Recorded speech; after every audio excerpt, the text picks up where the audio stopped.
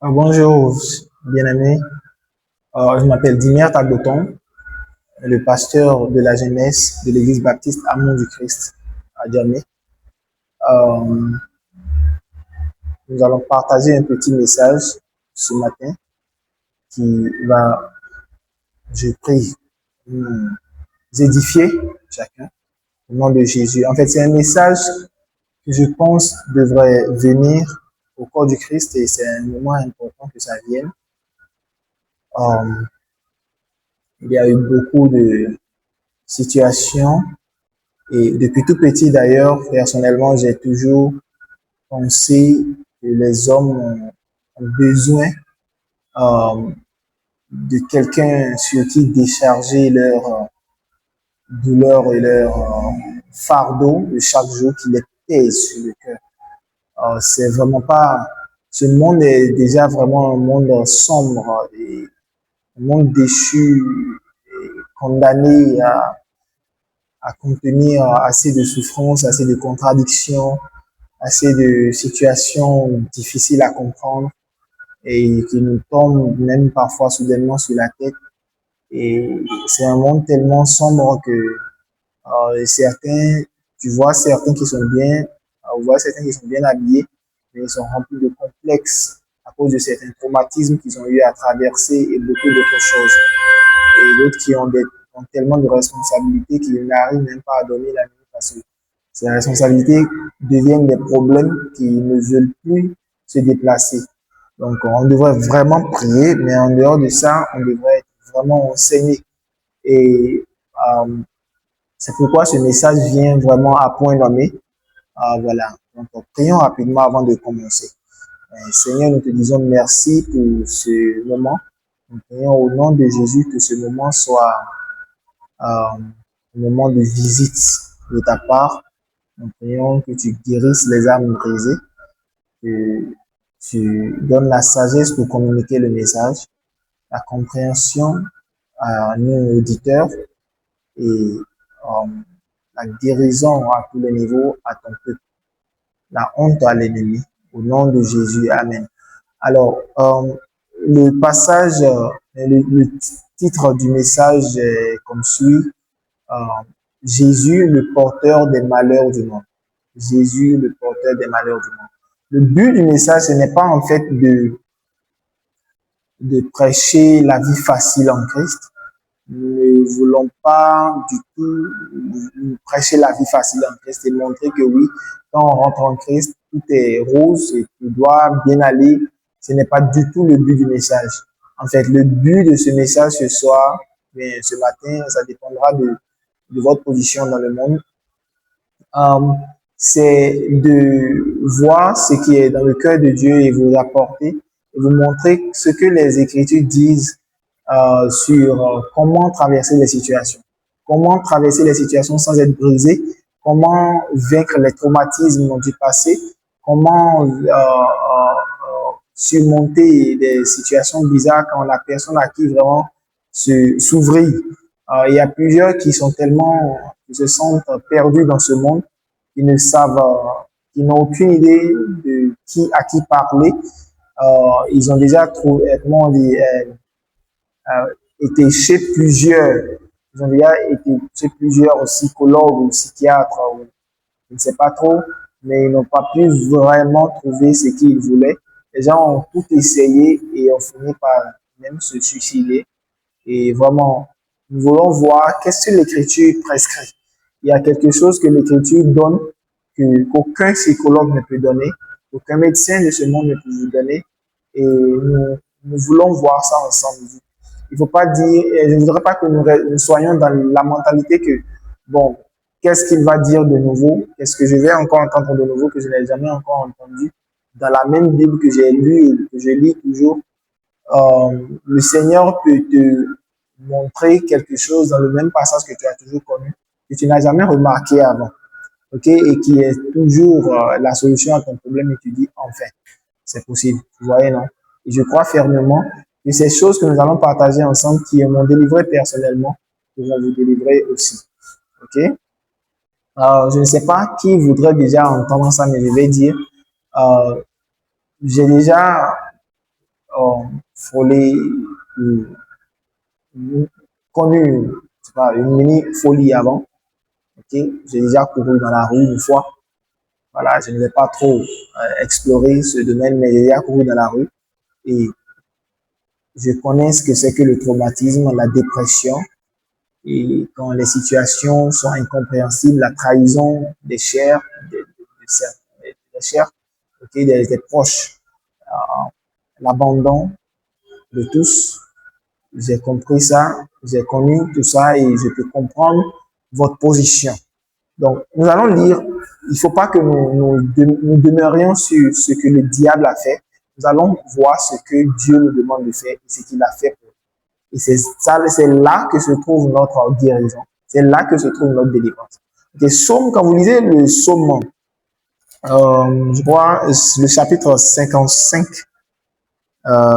psaume 55, nous allons lire Ésaïe 53, ok, en parallèle avec le psaume 55. Ok, je voudrais que vous me suiviez dans psaume 55 rapidement.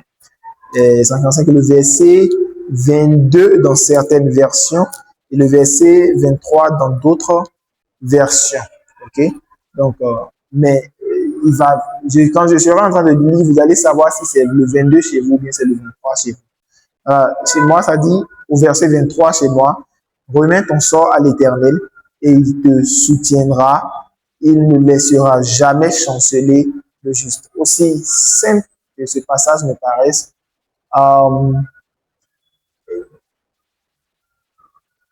aussi simple que ça paraît, c'est un passage très profond. C'est un passage très profond. C'est très simple, mais c'est à cause de justement sa simplicité que nous passons à côté. Nous allons lire la première portion rapidement encore. Il dit, remets ton sort à l'Éternel.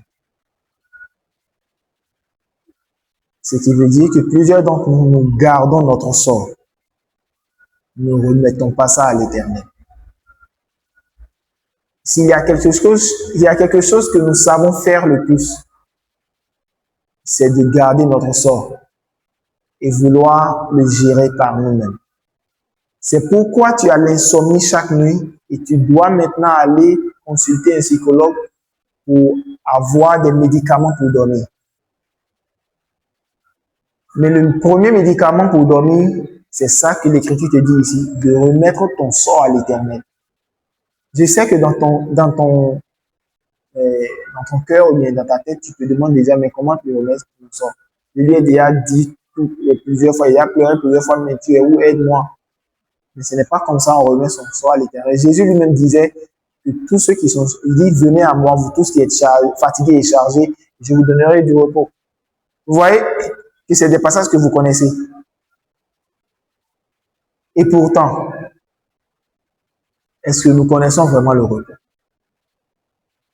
Si tu es dans l'église et tu n'as pas encore vraiment connu le repos et tu es toujours chargé, tu te sens toujours fatigué sous le poids de tes propres péchés, peut-être que personne ne connaît, ou bien sous le poids des maladies, sous le poids des situations, si tu es dans cette position, je vais te dire avec toute humilité et toute franchise que tu n'as pas remis ton sort à l'Éternel et tu n'as pas encore déchargé tes fardeaux au pied de Jésus.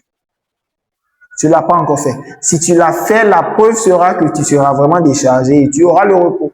Et les hommes vont remarquer que non, il a trouvé le repos, elle a trouvé le repos. Donc, le baromètre pour savoir que quelqu'un a trouvé le repos, ce n'est pas que la personne le dit. Non. Le baromètre, c'est qu'on verra le repos dans sa vie. Il dormira mieux.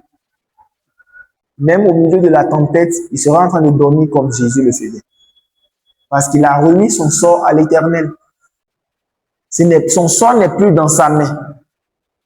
Il ne dit plus, je vais prendre ma vie en main. Dieu ne va pas descendre pour me sauver.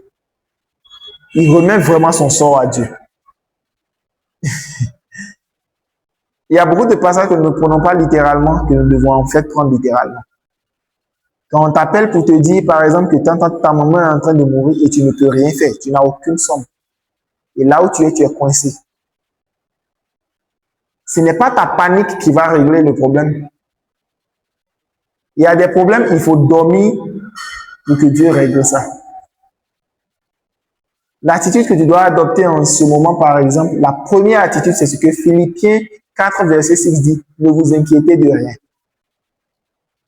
Il n'a pas dit inquiétez-vous de certains problèmes, mais certains problèmes existent et vous devez vous inquiéter et vous devez vous en inquiéter. Non, non, non, il dit ne vous inquiétez de rien. Rien, ça veut dire quoi? Rien. Rien veut dire rien. Donc, le Seigneur m'a dit un jour, Dimet, tu as zéro excuse pour paniquer devant n'importe quelle situation. Zéro excuse. Quand Moïse était devant la mer et que les Israélites paniquaient parce qu'il y avait les Égyptiens derrière et il y avait la mer rouge devant, il n'y avait nulle part où partir. Moïse s'est tourné vers le Seigneur et a dit, mais Dieu, on fait quoi? Dieu lui a dit quelque chose qui m'a étonné. Il dit, pourquoi tu m'appelles? Il dit, aïe. Il va appeler qui? Il dit, pourquoi tu m'appelles? Qu'est-ce qui se trouve dans ta main? Il dit, un bâton, il offre sur la main.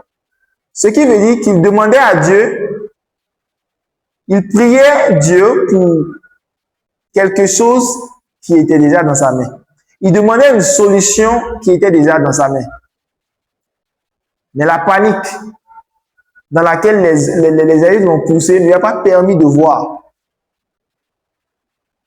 que le même bâton qu'il a délivré d'Égypte, qui a fait les miracles en Égypte, le même bâton pouvait diviser cette mer. C'est vrai de consulter le Seigneur à chaque fois, mais c'est une illustration pour nous, pour nous montrer que Dieu a déjà prévu la solution à chaque situation qui se présente. Dieu ne nous a pas seulement lancés dans le monde et nous a laissés comme ça seulement. Non, non, non, non, non. De la même manière qu'il a préparé un jardin avant d'y créer un homme, il a préparé chaque solution avant de nous jeter dans ce monde. Bien qu'on soit les auteurs ultimes du mal et du chaos qu'il y a dans ce monde, parce qu'on a péché, Dieu a quand même prévu une solution à chaque situation si nous lui remettons notre sort. Il a tout prévu à chaque détail près. Il a prévu la nourriture que ta bouche doit manger. Il a prévu la nourriture qui doit tomber dans ton estomac. Donc, il a fait l'estomac pour la nourriture et la nourriture pour l'estomac. Toi, tu n'as pas trouvé cette nourriture et tu te plains parce que tu n'as pas remis ton sort à l'Éternel. Tu penses remettre ton sort à l'Éternel, mais tu n'as pas fait ça. Chaque fois que tu dis, par exemple, je vais te montrer. Chaque fois que tu dis, par exemple, moi, je n'ai personne, je n'ai que Dieu. Tu es en train de prouver que tu n'as pas remis ton sort à l'Éternel. Parce que tu appelles Dieu personne. Tu dis, je n'ai personne, je n'ai que Dieu. C'est Dieu, tu appelles personne. Donc, il est vraiment personne dans ta vie. Parce que déjà, dans ta pensée, tu l'as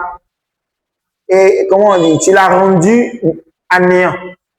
Tu as dit Dieu égale à personne. Zéro. Du coup, il est vraiment zéro dans ta vie. Tu ne le vois pas dans ta vie. Parce que tu l'as réduit à personne du tout dans ta vie. Donc, il n'est pas là. Quand vous lisez la prière du Notre Père que Jésus nous a enseigné, il dit Notre Père qui est au ciel. Est-ce que tu vis vraiment comme si tu avais vraiment un Père au ciel que tu peux appeler toutes les fois que tu as des situations? Toutes les fois. Que tu peux vraiment appeler et il va vraiment répondre. Tu expérimentes ça avec Dieu vraiment? Ou bien il est seulement ton créateur, il est là-bas, tu n'as pas une relation avec lui. Tu ne peux pas l'appeler, tu ne peux même pas l'entendre. Quand tu entends des gens dire Dieu m'a dit, tu te dis, ah, comment toi, Dieu te parle, tu entends, et tu es étonné. Si tu ne peux même pas l'entendre, comment tu vas lui remettre ton sort? Et c'est comme ça que tu portes les problèmes de ce monde qui n'étaient pas faits pour toi. Ces problèmes n'étaient pas faits pour toi de les porter. Désolé, je bouge ce truc. Tes problèmes n'étaient pas censés être portés par toi. Tu étais censé les remettre à quelqu'un qui les a portés pour toi. En fait, avoir confiance en quelqu'un qui les a portés pour toi. Ouais, il dit, remets ton sort à l'Éternel, et il te faisait confiance, te soutiendra. Ouais, les Écritures sont tellement simples. Nous sommes trop compliqués. Nous disons, non, ça ne peut pas être vrai. C'est trop simple pour être vrai. Et on passe à côté. Et pourtant, les Écritures sont aussi simples qu'elles ne paraissent. Quand Dieu a dit, remets ton sort à l'Éternel et il te soutiendra. Parce que quand l'Écriture a dit ça, c'est tout ce que ça veut dire. Aussi simple que ça. Hein. Si tu fais vraiment ça, il va vraiment te soutenir. Comme par magie. Tu seras étonné, tu seras choqué de voir une main invisible en action dans ta vie. Je ne vous parle pas de quelque chose que je n'ai pas touché. Hein. C'est des choses que j'ai vraiment expérimentées. Il dit, il ne laissera jamais chanceler le juste. Le juste ne va jamais chanceler sous son regard. Le juste, c'est qui? Quand vous lisez la parole, l'Écriture dit le juste, nous sommes justifiés par la foi. Nous devenons justes en croyant. Mais si toi, tu ne crois pas, et tu dis c'est trop simple, c'est trop beau pour être vrai, et tu n'as pas cru, tu n'es pas juste. Dieu te voit comme un méchant. Et du coup, tu vas vivre comme un méchant. C'est-à-dire, tu vas souffrir comme un méchant. Maintenant, c'est comme ça, tu es obligé de faire des choses pas très pudiques pour survivre. Et tu dis, ce n'est pas ma faute. Ou Dieu, là, il est où? Dieu existe, il est là. C'est toi qui es errant. Il t'a dit quelque chose qui est si banal, si simple, tu dis non, cette Bible-là qu'il a écrite même. Ce ne sont pas des hommes. Et c'est pourquoi tu erres dans le monde, tu te sens perdu dans le monde. C'est le résultat aussi simple. Tu restes là à débattre et à dire que c'est trop beau pour être vrai, ça n'a aucun sens. Comment? Tu vas bien souffrir. Et tu seras obligé de te mêler des choses corrompues, des choses pas très pudiques de ce monde, juste pour survivre. Alors que tu n'étais pas fait pour survivre, tu étais fait pour vivre. Tu n'étais pas fait pour poursuivre l'argent. L'argent était fait pour te suivre. Chaque fois que, à chaque carrefour de tes besoins étaient faits pour être satisfaits au moment opportun, immédiatement. Au moment T, ça doit venir. Le besoin d'être satisfait. C'est comme ça. Quand Dieu a dit à Abraham, va me sacrifier ton fils, il a remis son sort à l'Éternel. Il dit, bon. Et en chemin, son fils a dit, où est-ce qu'on va sacrifier là? Il dit, le Seigneur pourvoira. Et le Seigneur a pourvu. Il a dit quelque chose. Il dit, à la montagne, le Seigneur pourvoira. Et c'est vraiment sur la montagne. Quand ça paraît, et comment dire, toute la situation paraissait désespérée, il avait déjà dit, bon, c'est fini. Je sais que si Dieu m'arrête, il m'arrête plus, voilà, je fais ça. C'est à ce moment que Dieu dit, non, arrête. Voilà ce que tu dois sacrifier. Et il lui a montré un mouton de remplacement. Ouf. Donc la solution était à côté. La solution était à la montagne, au carrefour. C'est-à-dire, vous comprenez ce que je dis, au carrefour du besoin. Un jour, je devais aller à une interview où je n'avais rien sur moi. Le Seigneur m'a dit, tu vas partir. Donc, comme c'est ma volonté, je te donne ma parole. Habille-toi et va au parc. Va à la gare. La première chose qu'il m'a dit, c'est de vérifier mon mouvement. Que j'avais quelque chose là-dessus. Donc, j'ai trouvé 500 ou 600, comme ça. Bon, ça ne pouvait pas me prendre. J'avais même honte d'aller retirer 500. Et ça ne pouvait pas me prendre. J'allais à Rivera, un nouveau goudron. Donc, je devais payer 500 d'Adjamé là-bas, 500. Et aller-retour, au retour aussi, 500. Donc, ça fait aller-retour 1000 francs. Donc, qu'est-ce qui s'est passé? Quand le Seigneur m'a dit ça, j'ai vérifié. En fait, je ne croyais pas. Mais quand le Seigneur m'a dit, j'ai suivi sa parole, j'ai vu, j'ai dit, waouh, c'est vraiment là. Le Seigneur m'a dit qu'il y avait quelque chose, j'étais vraiment là, je ne savais pas. J'avais oublié qu'il y avait quelque chose là. Donc, anyways, le Seigneur m'a dit maintenant, appelle telle personne. Et je l'ai appelé. Mon père, je l'appelais rarement pour mes besoins. Au contraire, c'est moi qui lui envoie de l'argent, vous voyez. Et j'avais déjà compris que c'est Dieu qui est mon père. Et il fait tout. Mais quand mon père se laisse dire après ton père terrestre, je n'ai pas besoin de m'orgueillir et de dire non, moi je suis spirituel, ça n'a aucun sens. J'ai suivi la direction de Dieu, je l'ai appelé. Pas parce que j'espérais quoi que ce soit de lui, parce que je sais qu'il n'en a pas. J'étais choqué qu'il avait quelque chose. Il m'a envoyé, je crois, 500. J'oublie maintenant. Et ça faisait 1000 francs. Vous voyez comment Dieu fait les choses. Attendez, hein, c'est pas fini. Je n'ai pas vu les 1000 francs. Je n'ai pas vu toute la somme parce que, on appelle ça, je m'étais endormi et je crois que c'est seulement le lendemain, 30 le matin, j'ai vu. Je me suis habillé rapidement, comme le Seigneur m'avait déjà dit. Je suis allé au parc. Il y avait nulle part où je pouvais retirer la somme. Arrivé au parc, j'étais tout joyeux, j'attendais le Seigneur. J'ai demandé à des gens, vous pouvez me donner, je vais vous transférer sur votre money si vous avez. Personne ne m'a écouté. Et j'étais là. Comme le Seigneur m'avait déjà dit, j'irai sur sa parole. Il a déjà prévu. Ce qui est sûr, d'une manière ou d'une autre, j'irai au lieu, j'irai à l'interview et je ne serai pas. J'étais convaincu que je n'allais pas être en retard. Le Seigneur allait faire ça parce qu'il a dit. C'est aussi simple que ça, c'est aussi simple que ça chez moi. Hein. Parce qu'il a dit, il va faire. Donc je m'étais arrêté là. Il n'y avait nulle part où je pouvais retirer quoi. Non, je m'étais arrêté là, j'attendais.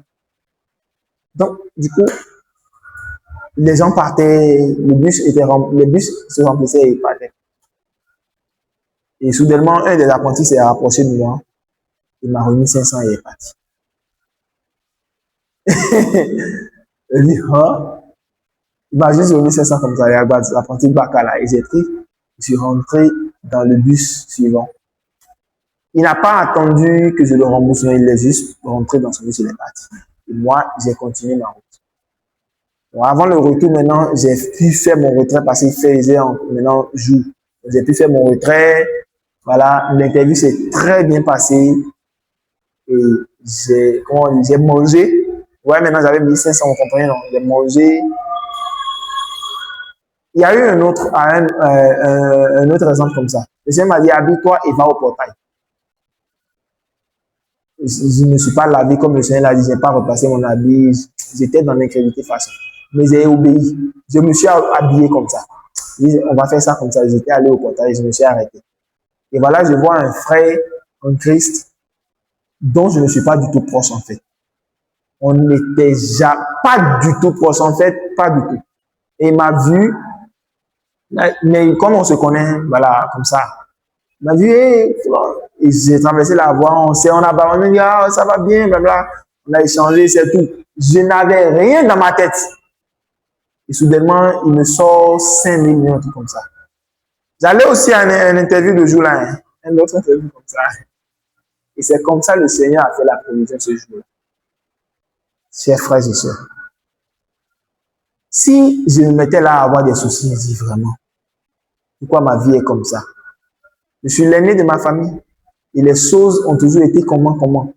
Et si j'étais là, je dis vraiment les problèmes. Et soudainement, souvent quand je suis comme ça, c'est comme ça maintenant, un frère, mon papa va appeler, maman va appeler, ma soeur qui est au campus va appeler, telle personne. Et plusieurs personnes qui dépendent de moi vont appeler et dire vraiment, bon, j'ai besoin de ceci, grand frère, j'ai besoin de ceci, j'ai besoin de ceci. Il dit, merde, aide-moi à avoir quelque chose. Moi, je n'ai rien, même. Je vais commencer à avoir des soucis maintenant. Il dit, vraiment. Je commençais à penser à ça, je vais dormir. Non, j'ai appris à dormir dans les bras de Dieu. J'ai appris ça, j'ai dû apprendre ça. Et ça est devenu mon style de vie. Vous comprenez? J'ai appris à vraiment remettre mon sort à l'Éternel à chaque fois. Je vais donner une ou deux illustrations et m'arrêter là. Vous savez que Pierre, il y avait, quand il n'avait pas encore commencé à suivre Jésus, lui et ses amis, ils ont voulu pêcher toute la nuit. Ils n'ont pas pu attraper une seule poisson. Et qu'est-ce qui s'est passé? Le lendemain, Jésus est venu, il dit, oh Pierre, voilà, pousse ta barque, on t'entend, et jette ton filet. Il dit, mais merde, on a fait ça toute la nuit, ça n'a rien donné. Hein. Il dit, Pierre, fais ça. Il dit, d'accord, on a fait ça, mais comme toi tu l'as dit, sur ta parole, on va jeter le filet. Et le miracle s'est produit quand ils ont jeté le filet. Il faut bien regarder ça. Sur sa parole. C'est sur sa parole, il a fait ça. Banalement aussi, bêtement, malgré toute son expérience, ok? Sur sa parole. Et le miracle était né. D'accord. La même chose quand deux personnes ont marché sur l'eau dans la Bible. Jésus et Pierre. Mais comment Pierre a pu marcher sur l'eau? Jésus, il a marché sur l'eau parce qu'il est Jésus. On peut comprendre. Vous allez dire, lui, il est Jésus. D'accord. Pierre a marché sur l'eau pourquoi? Est-ce qu'il est Jésus? Il a marché sur l'eau parce que Jésus a dit, Jésus, si c'est toi, dis-moi de venir. Hein? Donc, il savait que quand Dieu dit quelque chose, c'est ce qu'il a déjà fait. Dieu ne dit pas quelque chose qu'il va faire. Hein? Jamais. Il dit quelque chose qu'il a vraiment déjà fait. Hein?